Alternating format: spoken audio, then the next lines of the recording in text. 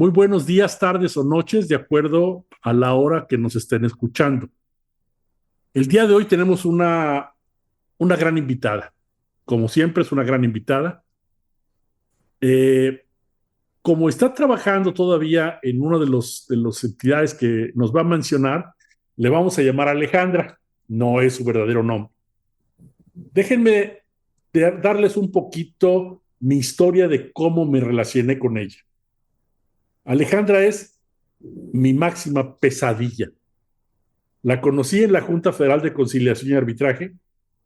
Ella era una actuaria muy acuciosa, líder de todas las actuarias y de otro personal. Y cuando nos recibieron en la Junta, nos recibieron con una gran verdad. Nos dijeron, a ver, bienvenidos, pero ustedes están de paso. Nosotros de aquí somos. Esta es mi casa. Yo a los 2 años estuve en la guardería de la Secretaría, en la guardería de la Junta y en la guardería de la Secretaría. Ahí me crié.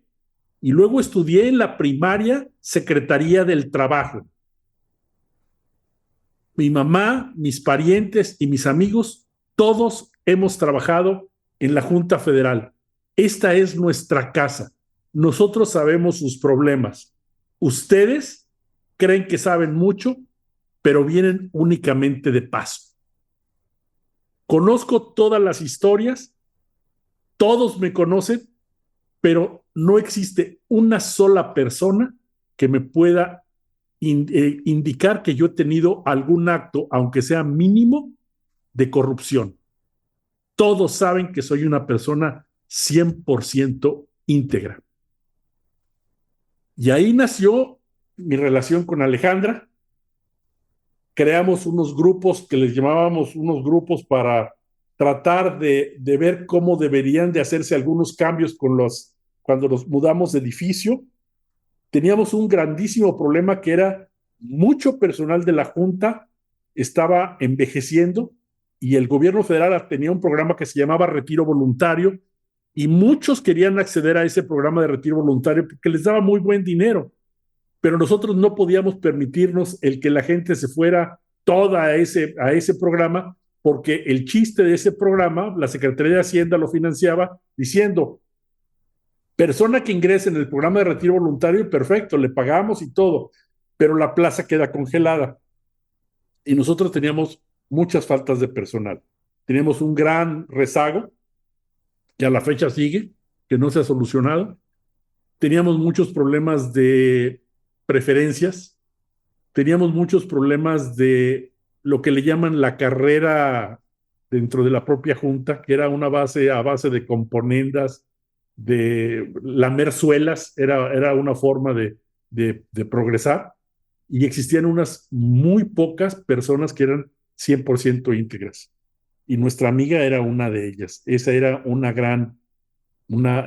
una gran persona.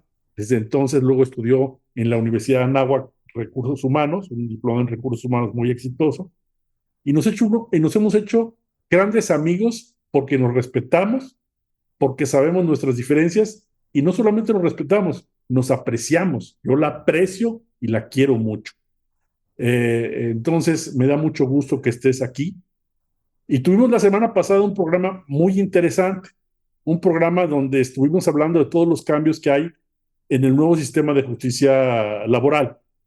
Pero lo que quiero que veamos ahora es el otro lado de la moneda, el que nos digan de veras qué está pasando. Una de nuestras escuchas, Adriana López Escamilla, nos decía, oye, me gusta mucho lo que hablaron, pero yo creo que todo esto va a depender si es cierto que tienen grandes conciliadores y de que están certificados y de que son gente muy capaz. Porque si tienen únicamente jitomateros, esto es un gran fracaso. Entonces, esta es una bienvenida que te hago y Jesús, si eres tan amable, por favor, te escucho. Gracias, buenas tardes a todos. Bienvenida, Alejandra. Yo tenía el gusto de escucharte en una ocasión también. Y bueno, todos sabemos que estamos en un embudo de trámites respecto a los ordenamientos que nos ha emitido el TEMEC. En el capítulo 23, anexo A, hay muchas implicaciones que han derivado en cambios importantes para la justicia laboral en este país. Entre ellos, por supuesto que México ha sido siempre muy descubierto, la lentitud y lo aletargado que es el proceso o que era el proceso de un juicio o una demanda individual, por ejemplo, ¿no? También la alta dependencia que se tenía de las juntas locales y federales del Poder Ejecutivo. Y ante esto, pues fuimos acotados y fuimos, y ahora hasta monitoreados por esta gente del TEMEC, con sus agregados laborales, con la propia embajada, de cómo está operando el tema de justicia laboral en el país. Así que los temas que hoy vamos a comentar contigo son muy relevantes porque tenemos muchas quejas, tenemos muchos reclamos, inclusive al principio hubo amparos que tú debes de conocer de varios sindicatos, porque con esto de la migración de las juntas de conciliación al Poder Judicial, se perdieron muchos documentos importantes, tomas de nota, actas constitutivas, números de expediente y se retrasó mucho para varios sindicatos ese tema. No sé si esto era por omisión, por error o algo hasta incluso intencional, ¿no? Pero bueno, el hecho es de que hay todavía una revolución de documentos perdidos en esta que se llamó la digitalización de los expedientes. Y bueno, de ese tema y otros podemos hablar contigo, tú que estás ahí en el campo de batalla y que ves este proceso de transición tan de cerca. Bienvenida, Alejandra. ¿Por dónde quieres empezar, Alejandra? Pues yo creo que como es tan amplio, buenas tardes a toda tu audiencia. Yo creo que es muy importante darle a la escucha y a las personas que se dedican al derecho laboral en este país, y no sé si a lo mejor gente externa o de otros países escuchen también. México, pues al final fue bastión en la materia laboral. Fuimos punta de lanza desde las constituciones de 1824, creo, me parece, con Napoleón Bonaparte, X. Y a partir de ese momento en México se intentó cuidar mucho a lo que eran los trabajadores, a los que estaban sindicalizados, las tiendas de raya y todas estas partes. A mí, desde muy niña me tocó vivir pues en la Junta Federal de Conciliación y Arbitraje porque mi madre pues de ahí se jubiló. Yo estuve, como bien lo dijiste, en el CENDI, luego en la primaria de la Secretaría del Trabajo, y pude beber desde muy niña toda esta parte de lo que significaba el derecho laboral.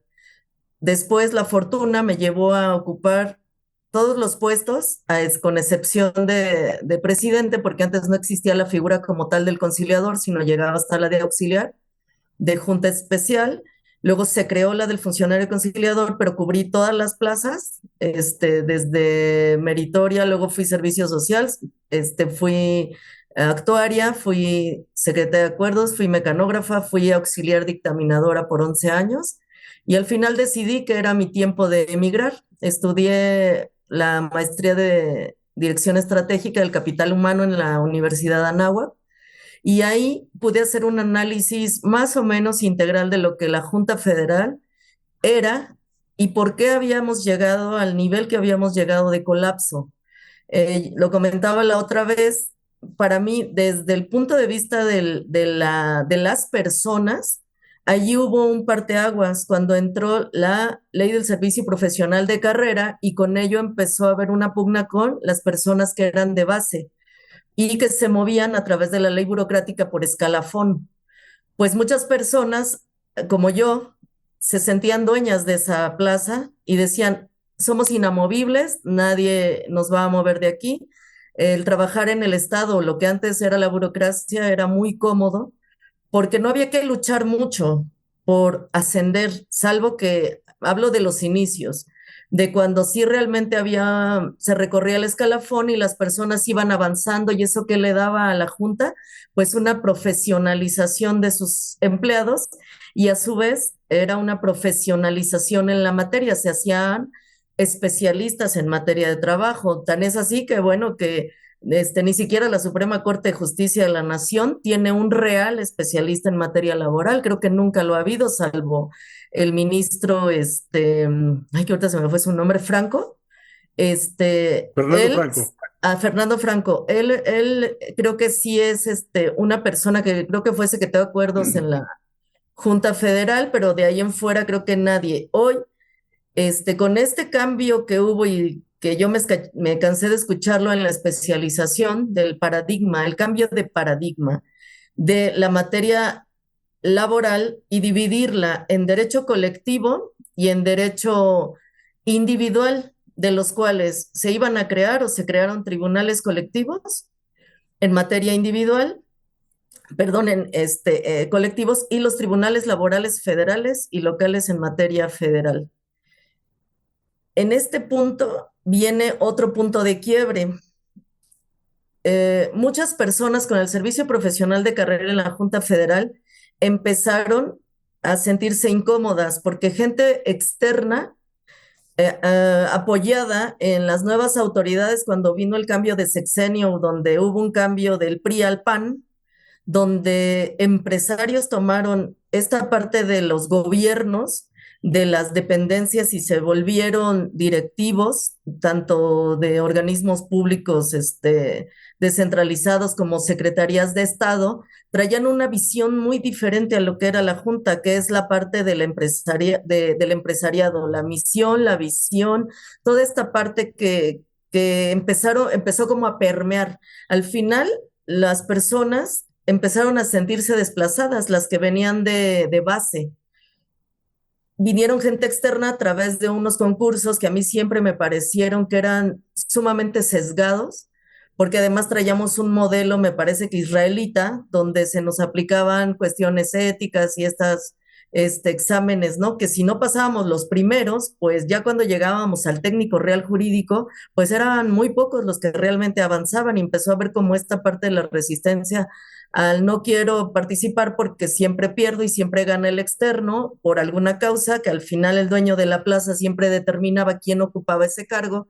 Entonces siempre gente externa empezó a ocupar los nuevos puestos que se generaban, las plazas más elevadas, y los de base empezaron como a rezagarse en las partes más operativas.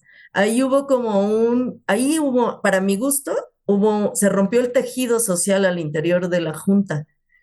Entonces, los que sabían más no querían enseñarles o se resistían a enseñarles a las personas que entraban de nuevo ingreso y que venían de la calle y que no sabían nada porque decían, si tú ocupas ese puesto, pues tú con tus herramientas, con lo que acreditaste tu profesionalidad, pues ahora vas a hacerlo tú.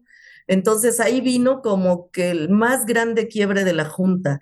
Luego vienen dos retiros voluntarios donde creo que en su conjunto, a lo mejor en dos veces diferentes, 2005 me parece, 2004 y 2016 por ahí más o menos, vino un retiro voluntario donde por lo menos yo le calculo unas 500 personas se fueron.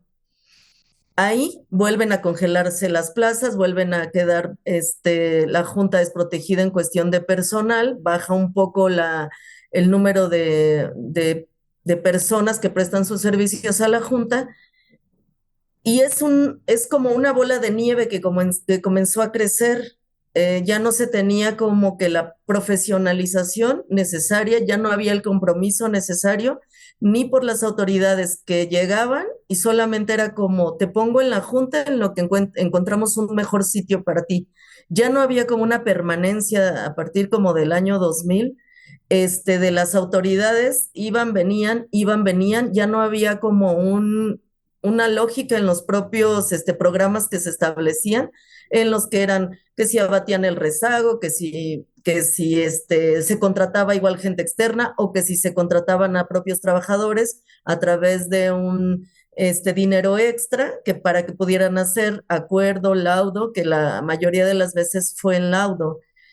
Empezó como que esta parte del adelgazamiento de las personas que prestaban sus servicios, el enojo, el tejido social completamente roto, los abogados, postulantes, que además efectivamente existe una mafia ahí dentro donde existen personas que trabajaron tanto en el IMSS, en el ISSSTE, en Pemex, que al final son despedidos y luego se ponen a litigar en contra de los propios organismos, donde al final sí es real que existen componendas entre los abogados, los internos y la propia, algunas autoridades que están dentro de la Junta, donde los laudos se hacen carísimos, donde empieza ya no a haber esta parte como de decir, bueno, yo voy a ser íntegro y el laudo va a salir conforme a derecho, voy a evaluar pruebas y voy a hacer un dictamen apegado completamente a derecho. Empezaron a verse como estas partes de la corrupción, que la verdad es que no todos, porque eso es falso en todos los lugares, no todos son gente corrupta, incluso de los pocos de la vieja guardia que quedan ahora, que a mí me parece que el Poder Judicial los debiera rescatar, no huir de ellos, porque esa es la otra parte que ahorita voy a tocar al interior de lo que ahora son los tribunales laborales federales de asuntos individuales. La Junta tiene este colapso, se rompe todo al interior y ¿qué sucede? Entra la parte de la modificación en 2017 a la reforma constitucional, sí fue en 2017, si mal no recuerdo, al artículo 123 donde se crea el Centro Federal de Conciliación y Registro Laboral en papel, donde se crea esta parte de que la materia laboral va a pasar al Poder Judicial y donde la Junta pues empieza su extinción como tal. Se crea en 2019 a través de la reforma ya de la de la ley como tal, se crea esta reforma, se derogan o se abrogan muchos artículos y nace a la luz el Centro Federal de Conciliación, de Conciliación y Registro Laboral. En este punto, a mí me tocó también participar en este centro y donde tristemente, como dicen, yo no sé si en un punto realmente se creyó que a través de ese centro se iba a llegar a una conciliación y que ahí se iban a detener la mayoría de los juicios, cuando nunca ocurrió. Como bien dice el licenciado Alfredo, cuando llegaban a las audiencias y se comenzaba con la etapa de conciliación, pues ya nada más se sabía, ¿van a conciliar o no? Ah, no. Ah, bueno, pues en uso de la voz, las partes simplemente dicen que no es posible llegar a ningún arreglo. Ahora en el Centro Federal, a través de los conciliadores que en apariencia debieran ser especialistas, pues tampoco lo son. Y donde la mayoría de las personas y los pases, tanto de empresarios como de los trabajadores, llegan a ese lugar por un mero requisito, para hacer judicializable su asunto, porque lo contrario, pues no llegaría con nosotros, porque todos los asuntos que llegan al Tribunal Laboral de Asuntos Individuales, pues necesariamente deben traer la constancia de agotamiento de la etapa de conciliación prejudicial. De lo contrario, pues se remite a esa instancia para que se agote y entonces se dejan a salvo los derechos de las partes para que puedan ejercerlos cuando se cumple el requisito de esa etapa de conciliación prejudicial. Pero tristemente tampoco está funcionando, pero no funciona. ¿Por qué? Porque hay muchos factores que para mi gusto están interviniendo. Uno de ellos, pues, es que no están completamente profesionalizados los conciliadores. Incluso yo en un trabajo que hice para el entonces presidente de la Junta Federal, donde se analizaba la figura del conciliador y donde se hacía como una especie de, necesito una persona con este perfil. ¿Y qué perfil debía cubrir? Ah, bueno, pues que sea íntegro, toda esta parte, pero a final de cuentas, siempre hay sentimientos y emociones involucradas en donde la persona que es despedida, porque generalmente son despidos, pues no llega a conciliar por la forma en que fue rescindido o por la forma en que ya no lo dejaron entrar a su trabajo, está muy enojado y difícilmente se va a sentar en una mesa a conciliar con el mejor conciliador del mundo. A lo mejor ese señor, yo lo tengo por experiencia, lo único que necesitaba era una disculpa por parte del patrón y que le dijera, la verdad es que no era forma de haberte despedido y te ofrezco una disculpa, tener ahí frente a los apoderados y llegar a algo. A final de cuentas, el trabajador que ve ahora, pues solamente un paso adicional para llegar a judicializar su caso, que es lo que realmente busca. Son muy pocos los que realmente se están conciliando en la parte del Centro Federal de Conciliación. Fíjate que nos están hablando ¿será cierto o no cierto de que se habla de que cerca de un 80-85% de los asuntos se están agotando en la fase de conciliación? ¿Tú crees en este número? No, no lo creo. No, no lo creo. Porque incluso cuando llegan acá donde sí ya en la parte de la judicialización en los tribunales, lo que sí he notado es que hoy día las partes se conducen con mucho más verdad.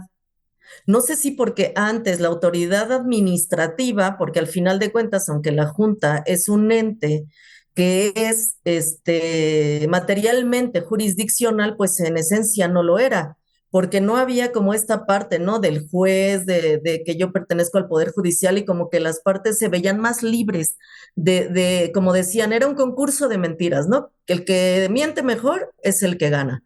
Y en eso se convirtió el derecho laboral, tristemente.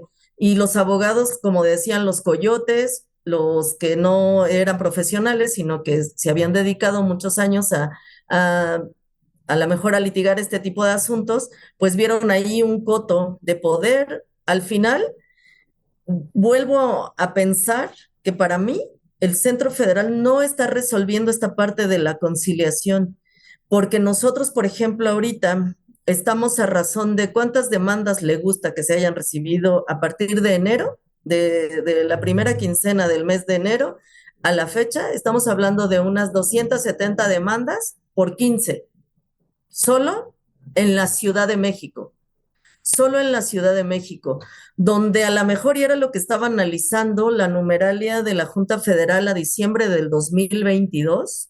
Estaba escuchando la plática pasada y creo que lo escuché mencionar que estábamos hablando como de 4 años aproximadamente en los que estos juicios podrían terminarse, los que tiene actualmente la Junta Federal. Y yo la verdad es que no coincido con ese dato porque los números a lo mejor son muy fríos, pero sin indicadores, pues no se podrían tomar decisiones. Eso es lo que yo pienso. Y estamos hablando de que la Junta tiene a diciembre de 2022 563,000 juicios aproximadamente en las 5 etapas. Hablamos desde la etapa de la conciliación hasta la ejecución, pasando por todas las etapas, ¿no? Que conlleva cada una, amparo, y si habláramos de que están laudando en promedio 47,000 laudos, estamos hablando de 12 años tan solo para terminar todos los juicios que se tienen en la Junta. Entonces, si son 12 años, eso partiendo de que todos ya cerraron instrucción y lo único que están esperando es el dictado del laudo. Nos llevaríamos 12 años.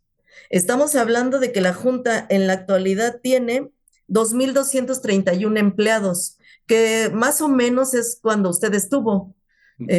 Ahí en la Junta eran como 2,200 empleados. Hoy día hay 2,231 empleados. Y si habláramos de una prorrata de 66 juntas, que ya no son las 66, pero yo lo voy a cerrar a 66 juntas federales, estaríamos hablando de 38 empleados por cada una de ellas. Cada tribunal laboral tiene 17 personas en la Ciudad de México. Estamos hablando que las juntas tenían más del doble de personal de lo que hoy tiene un tribunal laboral federal.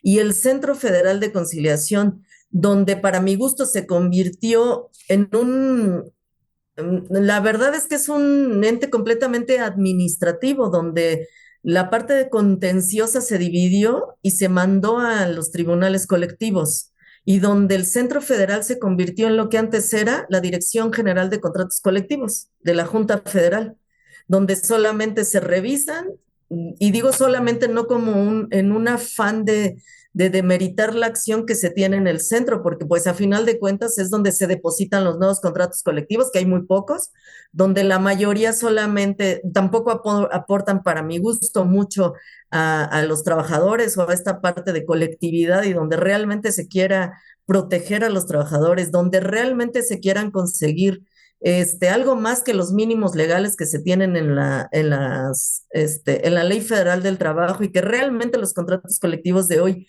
usted diga, están depositando y están viendo estos nuevos formas del teletrabajo, solamente se insertan en los reglamentos, se insertan en un contrato como para cubrir el requisito actual de que como a partir de la pandemia empezaron a notar que esta nueva forma de relacionarse entre trabajadores, empresas o entre trabajadores dependencias, pues tenía que regularse de alguna forma porque costos pasaron a los trabajadores, empezaron a disminuir gastos en las empresas o en las dependencias porque el agua, la luz, toda esta parte de insumos ahora corre a cargo de quien desempeña un trabajo en casa.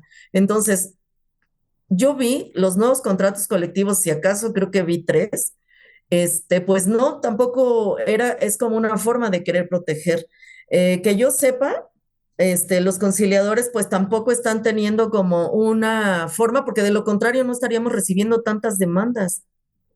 O sea, 267 por 15, póngale 270 por 15. ¿De cuántas estamos hablando? En general, estoy hablando solamente de aquí de la Ciudad de México. Estamos hablando de 4,050 demandas en 6 meses.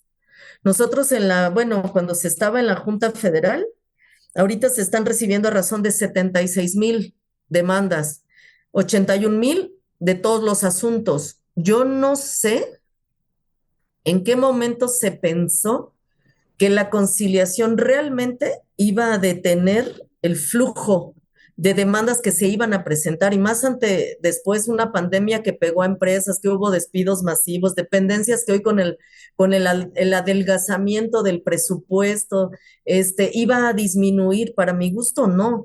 Y lo que hoy estoy viendo, tanto en el Centro Federal de Conciliación y en el Tribunal Federal de Asuntos Individuales, laborales, es una completa, no voy a decir desconocimiento, porque la experiencia, es experiencia, yo creo que lo que hace falta. Una pregunta hablando del Centro de Registro y Conciliación. Se mencionó que existían algunas preferencias para algunos despachos de abogados. ¿Es cierto o no es cierto? Pues a mí, por lo menos en 2 ocasiones, yo estando ahí trabajando, sí noté que si llegaba, por ejemplo, una persona de un despacho grande, sí se nos pedía que se le tratara diferente o nos decían, oye, es que este abogado pertenece al despacho ¿no? Del papá de la secretaria del trabajo, por decir, ¿no? Entonces hay aguas con lo que se dice, hay aguas con lo que se hace, porque pues aquí no podemos estar, ni, en primera, para empezar, que no esperara. O sea, era un pase directo, ¿no? A la coordinación general, de registro de contratos colectivos. Era un pase directo, ¿por qué? Pues porque era la persona que era. Y a veces había otros, sindicatos no tan grandes que pues obviamente no se les daban las mismas facilidades. Incluso hasta convenía de cierta forma darle facilidades, por ejemplo, al Sindicato Nacional de Trabajadores del Seguro Social, porque cuando ellos hicieron la revisión de su contrato, como es un contrato que es nacional, obviamente se tuvo que abrir la consulta a nivel nacional y había oficinas instaladas o lugares instalados a nivel nacional donde en apariencia se estaba llevando la consulta de manera paralela en todos los estados donde hubiese una oficina.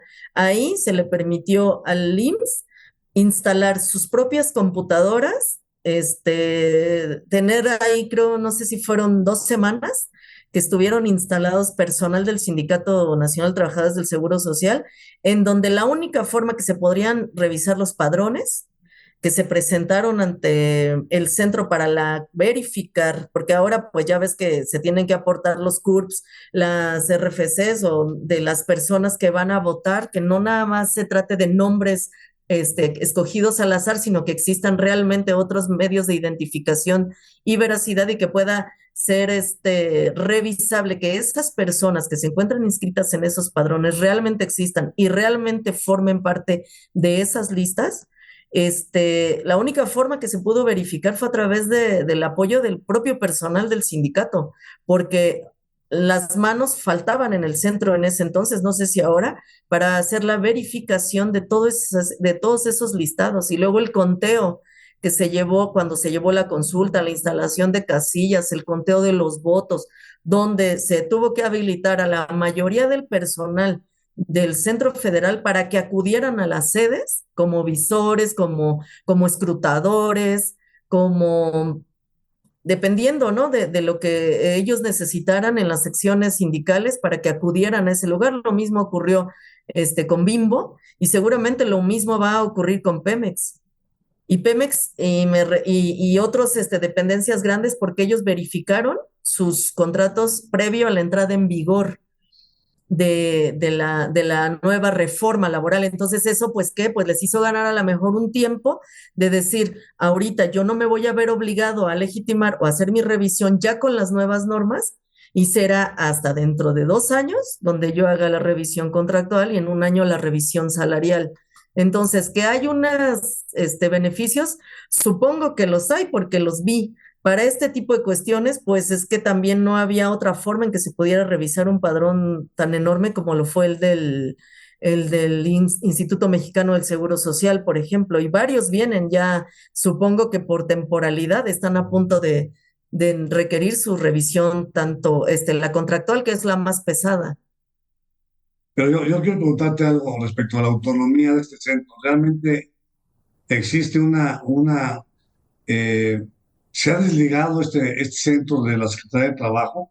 ¿En dónde funciona la Profedet ahora si no concilia y todo le pasa a los centros de conciliación? ¿Cómo está ese tema de la gestión de la Secretaría, la Profedet y el centro de conciliación?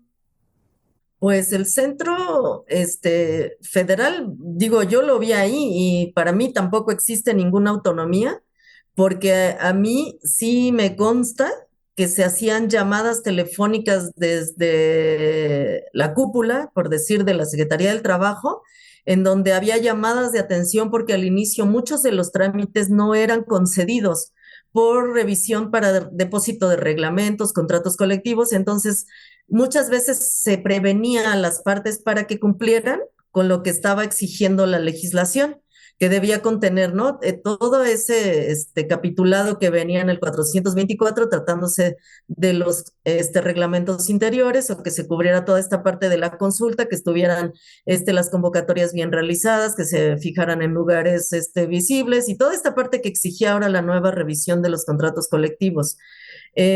Sí, de pronto obligaron a decir, no podemos seguir con esos criterios tan estrictos porque entonces nadie va a revisar sus contratos colectivos y nadie va a depositar, o sea, no se van a tener por depositados nada. Entonces, o se relajan porque de 500, por decir, es un número, de 500 trámites que ingresaron, pues resulta que solamente se concedieron 3 y eso no puede estar pasando. Entonces empezaron otra vez a jugar con lo que se juega siempre. ¿Qué es lo que siempre, y yo he notado por mi paso en las 3 instituciones, qué es lo que más se cuida? La numeralia. Esta parte de la estadística, de los ingresos, de los egresos, de si yo estoy, porque es la forma fría de decirle al que me va a observar o a mi observador que yo estoy funcionando y que estoy dando resultados o los resultados que ellos esperan de mí, aunque no sean los óptimos o aunque sean solamente números hechizos, porque eso es la verdad al final lo que está sucediendo. Es solamente aventar números y decir, no, mira, como si ya los sindicatos están cumpliendo, ¿no? Las coaliciones están cumpliendo y mira como si están ahora apegándose a la nueva normatividad en este nuevo derecho y como sí se está viendo en pro de los trabajadores y como sin necesidad ya de que los presionemos, ellos solitos vienen y hacen su saneamiento de sus propias reglamentaciones, cuando la verdad es que no era así, no es así y la verdad es que es muy triste porque lo único que se presenta ahí que son, pues vamos a ver cómo podemos velar, ¿no? Esta parte de decir, bueno, te lo tengo por depositado salvo, ¿no? Salvo cualquier cláusula que sea contraria a derecho, porque de ser así, pues se tendrá por no puesta.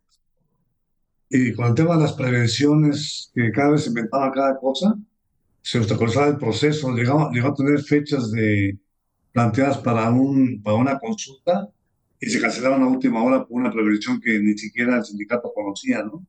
Así es. Y hablo de la parte del norte de la República. Me ha tocado que han cambiado las fechas, ahora que están desahogando el último proceso de hasta el mes de julio, que ya está por vencerse, aún así sigue habiendo problemas y sigue participando la Secretaría del Trabajo. De repente llegan inspectores y no verificadores del centro, ¿no? Así es, así es. Y la conciliación, pues la de la Profedet sigue funcionando, porque hasta de hecho ahí mismo en las oficinas de la Profedet se instalaron una sede del Centro Federal de Conciliación, ahí mismo, o sea, están ubicados exactamente en la misma dirección.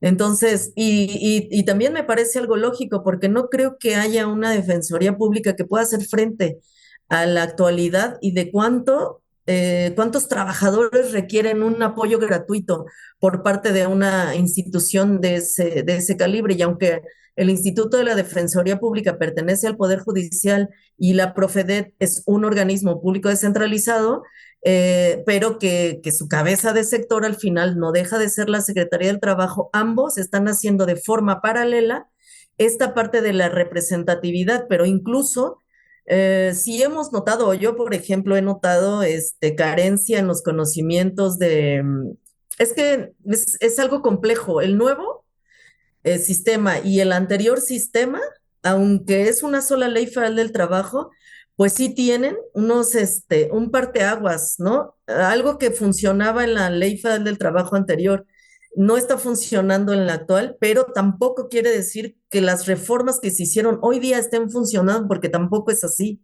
Tampoco es así. Por ejemplo, yo les hablaba hace rato de que para mí los exhortos, o que hoy en el Poder Judicial se llaman comunicaciones oficiales enviadas o comunicaciones oficiales recibidas, dependiendo si soy yo el exhortado o soy el exhortante.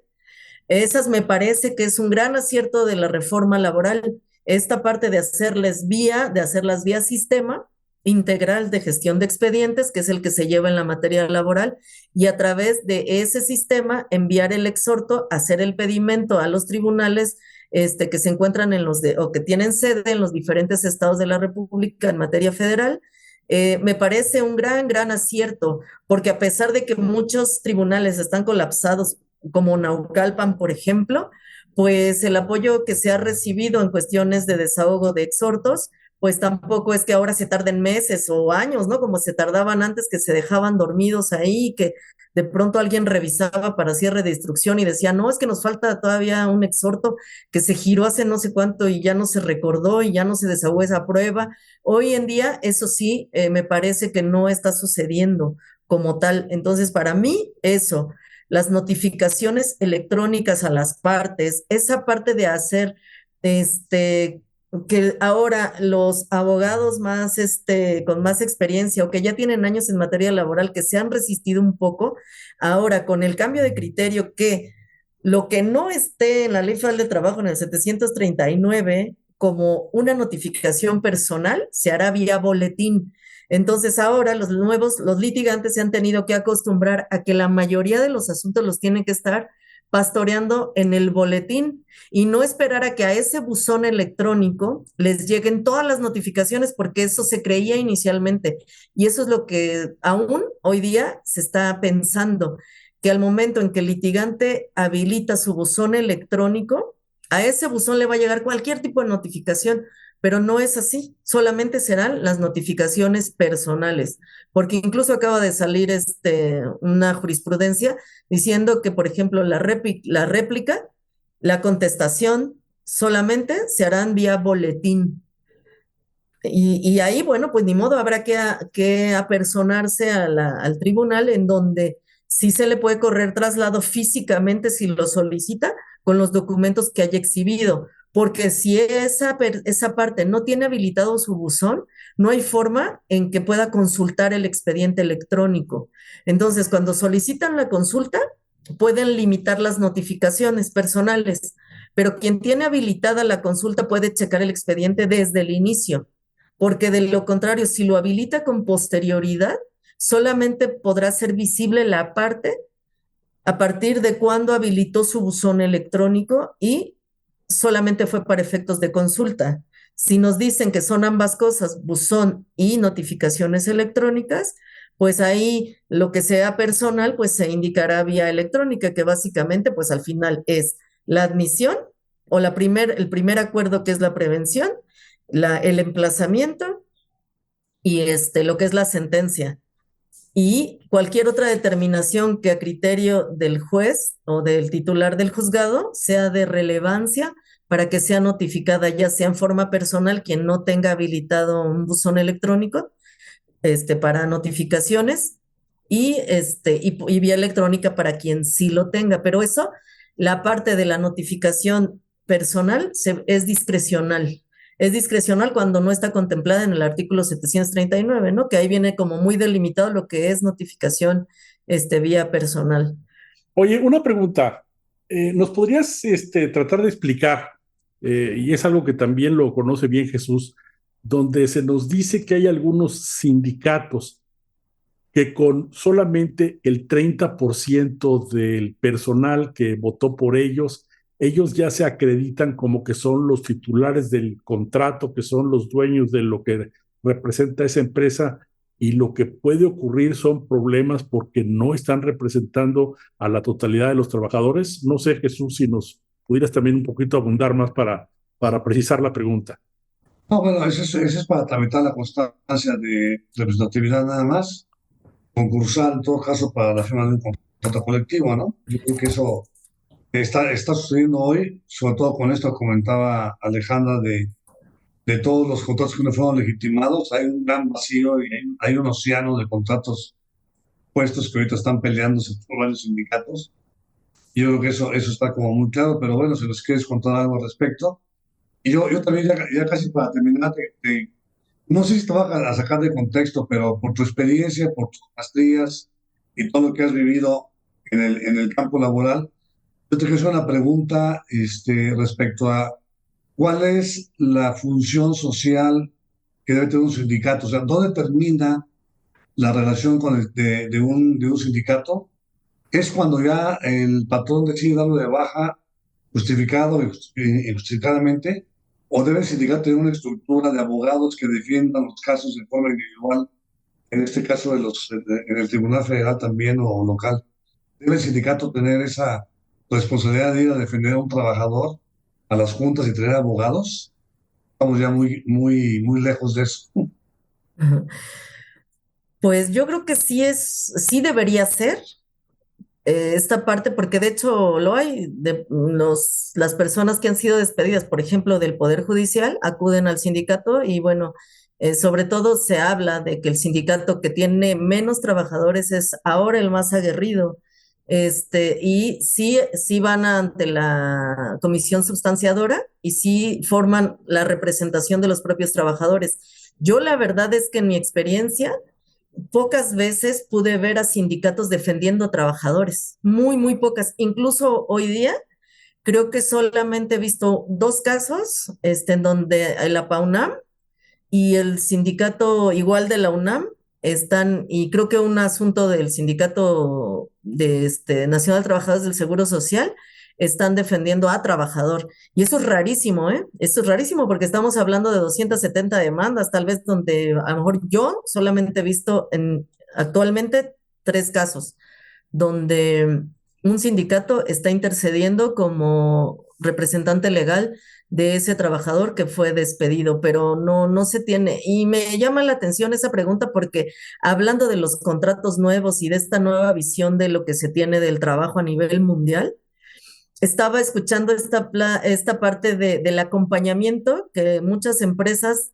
o grandes empresas que tienen la posibilidad de tener esta parte del acompañamiento a los empleados que son rescindidos, sobre todo si los consideran valiosos o que fueron personas que no debieron salir de esa forma, pero que no tuvieron opción y que los van acompañando en todo este proceso de tal vez sanar y después encontrar y colocarse en un nuevo empleo, a mí me parece maravilloso. Location, ¿no? Y, De colocación, ¿no? Sí, ajá, sí, sí, el outplacement. el outplacement, ajá, era de lo que, y a mí me pareció genial porque pues en la burocracia eso está muy lejos de suceder, ¿no? Hablando de los que estamos de la otra parte, porque bueno, el apartado A es uno y el apartado B es otro. Y se mide, aunque es la ley federal del trabajo complementaria o suplementaria de la ley federal del trabajo, al revés, la ley federal del trabajo es complementaria de la ley burocrática. pues realmente no es como que realmente se cuide a los trabajadores. Y hoy día, con estas nuevas jornadas que a mí me parecen hasta como de esclavitud moderna, se gana mucho dinero. A lo mejor el Poder Judicial tiene buenos salarios, muy buenas prestaciones. Y yo, en mi vida, hasta que llegué a ser auxiliar dictaminadora, subdirectora y todo eso, gané lo que hoy día está ganando, por ejemplo, un secretario instructor de un tribunal federal de conciliación, más bien de un tribunal laboral de asuntos individuales. Eso está ganando aproximadamente 70,000 pesos al mes. Yo en mi vida los he ganado, en mi vida los he ganado, pero sí tuve algo que me dio la posibilidad de criar a mis hijos, de tener una vida, de tomar vacaciones, de tener tardes libres, de hacer deporte, de llevar a mis hijos a algunos eventos. Eso sí me lo dio la Junta Federal. Pero hoy día este nuevo modelo de justicia laboral no le está dando a sus propios trabajadores esa posibilidad. Y sí, se tiene dinero, pero no se tiene tiempo. ¿En dónde? ¿En qué invertir ese dinero? ¿En qué disfrutar ese dinero? Por eso es que hay tantísima rotación. Yo que estoy en los grupos de oficiales judiciales, de todos los grupos que se pueda pensar, y cada mes hay nueva búsqueda de personal, de convocatorias que salen porque las personas duran nada en esos lugares por lo mismo, porque dicen es que me estoy durmiendo a las 3 de la mañana, solo duermo 3 horas diarias, trabajo sábados, domingos, porque ahora con esta parte de que las sentencias deben dictarse dentro de en la misma audiencia o dentro de los 5 primeros días o dentro de los 5 días siguientes a que se celebró la audiencia. Dice, yo de veras lo quiero pensar y digo, ¿en serio se materializará? Pues nunca se va a materializar, nunca se va a materializar. Creo que así como la Junta Federal colapsó, en no menos, en 2 años, yo creo que en 5 años se podrá ver la realidad de los tribunales laborales y no por falta de ganas, sino porque no hay forma en hacerle frente a un monstruo de 1,000 cabezas que jamás se imaginaron que existiera. Y yo creo que muchos de los que ahora están del lado de la materia laboral en el Poder Judicial se están cuestionando y dicen, realmente ahora entiendo por qué la Junta colapsó, porque ni nosotros, con todo el dinero que nos han inyectado, con toda la parte estructural que se le dio a esta reforma, pudimos, pues ellos que dependían de un presupuesto mínimo que le otorgaba o que le sigue otorgando la Secretaría del Trabajo para su funcionamiento, pudieron, pues menos nosotros. Y de verdad que el derecho del trabajo se va a enfrentar a todo este tipo de cuestiones y donde hoy se está valorando, a diferencia a lo mejor de lo que se cree que los tribunales laborales no quieren ver al personal de la Junta Federal dentro de su institución, yo creo que muchos titulares de juzgados matan por tener a gente especializada en esta materia y que diga, por lo menos, trae un ritmo que me pueda hacer frente a a tantos acuerdos que se dictan que además se han vuelto kilométricos. Sentencias de 50 hojas, cuando yo emitía laudos de trece hojas, donde eran además de fácil lectura, o yo por lo menos podía hacerlos o intentaba hacerlos de esa forma. Hoy no, vuelven a hacerse estas sentencias kilométricas donde son difíciles a la lectura del propio gobernado, donde la verdad es que si el trabajador no estuviese asistido, difícilmente entendería ese lenguaje. Yo creo que otra vez tendríamos que bajar el lenguaje, bajar el número de hojas, no hacer sentencias tan largas. Este, mm, no sé, hoy día es que realmente es tan igual y tan diferente a la vez el anterior y el nuevo régimen laboral que si ustedes pudieran haberlo vivido al interior, realmente estarían en un conflicto creo que existencial como yo, que hoy digo, es que de verdad es que, o sea, volteo para un lado y volteo para el otro y digo, es que definitivamente yo creo y vuelvo a insistir en que lo que se necesitaba era inyectar dinero a la Junta Federal de Conciliación y Arbitraje Sí hacerla tal vez del Poder Judicial, pero homologar salarios porque son bajísimos los que se pagan a nivel ejecutivo. Sí dividir la parte sindical, porque al final de cuentas, ¿por qué se tenía a la parte sindical? Porque para mi gusto es una forma de control, de controlar esta parte de los sindicatos y que yo como Estado pudiera saber qué hacen, cómo lo hacen, quién lo hacen y la única forma más fácil para mí se me hace pensar que era a través del Ejecutivo y que por eso la materia laboral quedó como quedó de ese lado y no del poder jurisdiccional, como para mi gusto debió ser. O sea, es que realmente, si ustedes vieran hoy día que el Tribunal Laboral Federal de Asuntos Individuales está colapsando y solamente lleva, si acaso, 2 audiencias al día, cuando en la Junta Federal se llevaban 100 audiencias al día por junta, cuando se tenían 5 secretarios y eran 20 audiencias por número, del 1 al 10 o del 1 al 0, eran 10 dígitos. Por cada uno se llevaban 10 audiencias diarias. Estábamos hablando de 20 audiencias por cada secretario de acuerdos, porque esas fueron las audiencias que yo llevé como secretaria de acuerdos. Y hoy día se está colapsando con 2 audiencias diarias. Sí, mira, lo que pasa es que no se tenía confianza en el Poder Ejecutivo y no se tenía confianza en que a final de cuentas la Junta dependía del Poder Ejecutivo. Y lo que se hizo es tratar de hacer un modelo bastante similar al nuevo sistema de justicia penal. Entonces, adaptan el nuevo sistema de justicia penal al nuevo sistema laboral, donde en el sistema penal, donde dicen, en la primera fase, en donde vas a calificar el delito, es una forma muy, muy fácil de tú no llegar hasta todo el juicio, sino de ahí tú te allanas y dices, sí, fui culpable y pasó esto, y te dan reducción de penas, te dan muchas cosas, y se están resolviendo cerca del 80% de los asuntos penales en la primera fase.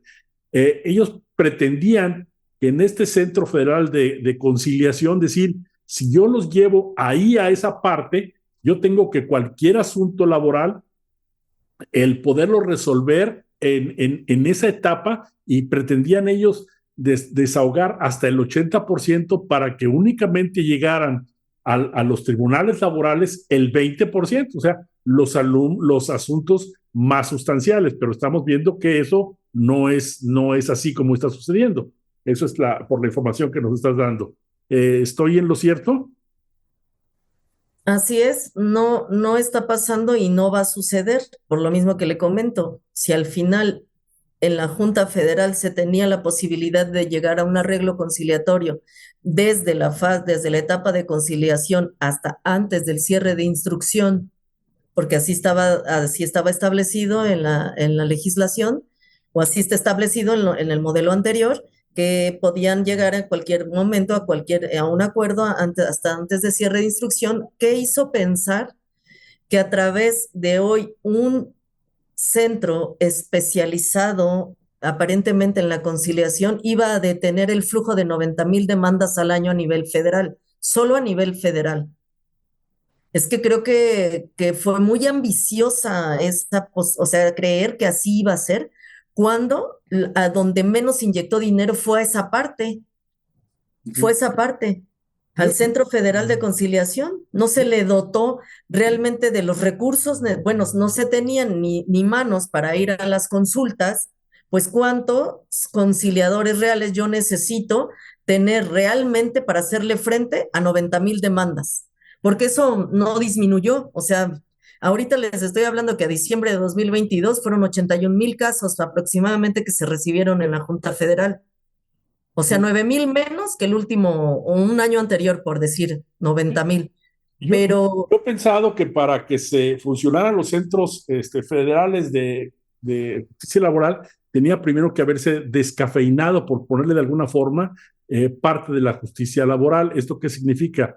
Los asuntos del seguro social, que no sean de sus trabajadores, sino que son de derechohabientes, deberían de litigarse en otro asunto, tal vez directamente en el Seguro Social, decir, arréglate porque este es tu derechohabiente, y esto no es necesariamente un asunto laboral, sino es un asunto digamos, administrativo, así como cuando tú tienes un problema con una aseguradora. Y de igual forma las afores que son asuntos que te llevan un gran volumen de asuntos, de tal suerte que solamente así pudieran estar funcionando estos centros laborales, porque lo que está sucediendo es que los están atiborrando de asuntos, los federales, pero lo que me preocupa más es, yo pensé que los que no llevaban estos asuntos, los que están llevando en las entidades federativas, no estaban teniendo muchos problemas, pero tú me estabas diciendo que estabas trabajando, que has trabajado en algo en Hidalgo, y me decías, el problema sigue exactamente igual. Así es. Cuando yo salí de Hidalgo, que fue en noviembre del año pasado, y estaba en el federal también, en el Tribunal Laboral Federal de Asuntos Individuales, pero del estado de allá, con sede en Pachuca, es lo mismo. Yo cuando salí allá, eran 3 jueces y creo que ya iban como en la demanda 1100. O sea, a final de cuentas, eh, no hubo como un real filtro que dijera, a través de la conciliación se va a detener esta parte de la judicialización, que era lo que se intentaba, porque se pensaba que tal vez el llevar a otra área, a otro campo, a las partes, a través de una persona que estuviese capacitada, ¿no? Que tuviera las habilidades, las aptitudes para poder llevar a buen término a esas dos partes que estaban enfrentándose en ese momento. Pero si yo como Estado no invierto el dinero suficiente y no solo eso, solamente capacito a las personas para que tal vez digan cuántos años trabajaste, cuánto era tu salario, cuántos años de servicio, con qué prestaciones integraba y que yo pudiese hacer un cálculo y decir, bueno, yo hago una propuesta de que al señor le corresponden, por decir algo, 100,000 pesos, y alguien por allá afuera le dijo a ese señor que no, que su juicio valía 3 millones de pesos. Él llega con esa mentalidad a sentarse a la negociación.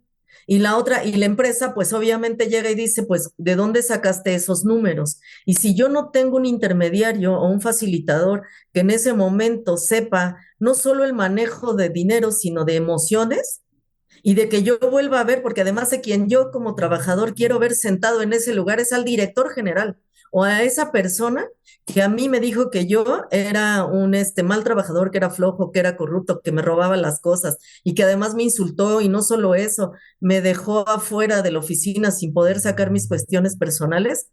Ese es al que yo quiero ver ahí enfrente pidiéndome una disculpa. Y si yo solamente como conciliador estoy capacitado para llevar números a la mesa y no tengo las habilidades, ¿no? Estas blandas o estas partes, ¿no? De decir, sé cómo gestionar en este momento el tiempo, donde a lo mejor no puede extenderse más de 20 minutos, porque si yo los dejo que ellos empiecen a interactuar entre ellos, lo único que van a hacer es terminar de insultarse, o si yo no tengo la capacidad de determinar que en esa conciliación solamente debí conciliar primero con el trabajador y luego con el patrón y luego hacer como una reunión remota, por decir, como una vía de comunicación, porque sé que si ellos se ven en ese espacio van a llegar a peores términos, no vamos a conseguir nada. Pues entonces estamos igual que antes o hasta peor, porque hoy la justicia es más cara, se está volviendo igual de lenta, porque yo también pienso que a través de que los empleados estamos prestando más horas de las que se deben en jornadas de 15 horas, por ejemplo, que es más o menos lo que yo presto, jornadas de 15 horas diarias, y no estamos, o sea, y a través de eso estamos haciendo frente lo más que se pueda a ir acordando en término, en ir acordando al día. Estamos vendiendo una realidad que no es real, o sea, estamos vendiendo una irrealidad, y creo que debiéramos todos dejar que todo tomara su curso y que el tribunal o que cada tribunal con su personal en horas laborables y en tiempos estimados hicieran frente, porque sería la única forma que podría verse que no se está siendo capaz de afrontar el derecho del trabajo como se estaba pensando, y que si hoy día muchos tribunales lo están haciendo es porque su personal no duerme, porque su personal no tiene vacaciones, porque su personal tiene el día metido en esa oficina, que está enfermo, que está cansado, pero que es la única forma en que se está pudiendo hacer frente. Ojalá se tuviera la sensatez de decir, esta es mi realidad, esto es lo que yo tengo como como nueva forma de desarrollar el derecho al trabajo. Esto es lo que yo tengo y con esto no estoy pudiendo. Entonces, ¿qué requiero? No nada más dinero, no nada más personal. Necesito personas especializadas. Yo creo que a final de cuentas van a terminar haciendo tribunales especializados, porque hoy son misceláneas, como puede haber Pemex, IMSS. Entonces, pues a final de cuentas se vuelve todo un enrollo y, y todo se está teniendo que sentenciar de esa forma. Yo a lo mejor no soy especialista en el contrato colectivo de Pemex, pero sí lo soy en el contrato colectivo del IMSS, por ejemplo. Y si a mí me dieran pura materia del IMSS en la que yo estoy especializada, por decir algo, pues mis sentencias a lo mejor tendrían mucha más calidad, saldrían con mayor velocidad, tendríamos una mejor aplicación del derecho del trabajo en materia de seguridad social y empezar como a darle a cada quien esta parte de la especialización, porque así, si estando limitadas o estando cada junta con su propia competencia y decir, por, por funcionamiento me conviene más tener juntas del IMSS, porque ahí, como es mi grueso, estamos hablando de no sé cuántos juicios actualmente, ahorita le digo, se tienen en la Junta Federal del IMSS, solo del IMSS, hay a nivel nacional 255,835 juicios, solo del IMSS. Entonces, ¿se imagina ese número? ¿Quién lo va a disminuir? De 563,000 juicios, 255,000, estamos hablando prácticamente del 45.4%, solamente son del IMSS. De las puras paraestatales, al año 2022 están juntando 417,000. Y si ahora partimos de que las dependencias de gobierno no concilian, entonces estamos hablando que la conciliación no va a funcionar como un filtro para que no lleguen a judicializarse ese tipo de asuntos, tan solo porque ese tipo de dependencias, IMSS, Pemex, CFE, lo que antes era Luz y Fuerza del Centro, SAT, todos los hospitales que dependen de la Secretaría de Salud, toda esta parte no son conciliables. Y no son conciliables por una sola razón, porque es dinero público y porque el órgano interno de control está hasta por encima del centavo que se pagó de más en un asunto o que consideran que se pagó de más, pues por ese centavo te vas al amparo. Entonces, o no tienen facultades los representantes además, para llegar a una conciliación. además, entonces si estamos hablando que el 45% de todos los juicios son de dependencias o de entidades paraestatales que no concilian, ¿por qué iba a funcionar la conciliación? Creo que les faltó visión, como dirían por ahí.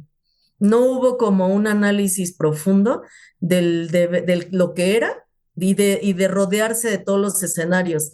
Y sobre todo porque siempre en todas las mesas de trabajo se dejó fuera a los reales, Actores. así es, actores importantes en la materia del trabajo que no solamente tenían que aportar malas prácticas, sino la realidad de lo que estaba sucediendo y a lo que se iba a enfrentar el Poder Judicial, que yo creo que hasta ahorita es que el Poder Judicial dice, es que no, ¿no? Se escucha en los jueces, se escucha en los secretarios instructores, se escucha en toda la gente que hoy presta ese servicio, desde esa trinchera que jamás se imaginaron, primero, lo complejo que es la materia del trabajo, en segundo, que fuera un cúmulo tan grande de trabajo como lo está haciendo, que las expectativas que se crearon o que se generaron este, sobre el derecho del trabajo y sobre la división del colectivo y del individual, fueron, la verdad, basados en indicadores irreales, irreales como los que estamos viendo ahora. Yo ya le modifiqué tantito y en lugar de tener 500 trámites que no se consideraron viables, pues los hice viables a través de una sola modificación de un texto, ¿no? De ponerle a un acuerdo que lo que no estuviera conforme a derecho se tendrá por no puesto. Y eso hizo que todos los trámites fueran viables, cuando en realidad, pues el trámite era impasable. Sí. Pues Alejandra, te agradecemos muchísimo tu participación en este podcast. Mi compromiso es, y estoy seguro porque así ha sucedido y seguirá sucediendo, mi compromiso es, este seguramente te va a escuchar, seguramente porque se los envío siempre y los escucha Arturo Alcalde y porque los escuchan algunos subsecretarios de la Secretaría del Trabajo, ¿no? Y que tal vez están un poquito lejanos de lo que está sucediendo en el día a día. Te agradezco muchísimo tu valentía, tu participación y como siempre seguimos siendo amigos de corazón. Jesús, si eres tan amable de despedir a nuestro invitado. Agradecerte, Alejandra, la participación en este recorrido tan interesante. Las cosas para que maduren siempre, no únicamente es en el tiempo, ¿no? Tiene que haber muchos ingredientes, como todos los que tú señalas, de intereses, de perfiles, de presupuesto, para que realmente se aplique una buena o una adecuada justicia laboral en el país. Y necesita mucho de lo que escuchamos en los medios o en la numeralia que tú señalas. Ojalá que con esta información que tú nos das haya conciencia en la audiencia y que haya también una intervención más clara de parte de los abogados que asisten a estas reuniones y a estos juicios. De mi parte, también muchas gracias por compartir la experiencia y sobre todo mostrar con claridad lo que está pasando en esa transición. Muchas gracias y hasta la próxima. Y como siempre, muy buenas días, tardes o noches, de acuerdo a la hora que nos escuchen. Y te mandamos un muy fuerte abrazo a ti, a tu esposo, a tus hijos y a toda tu familia. Muy buenas noches. Muy amable. Muchas gracias.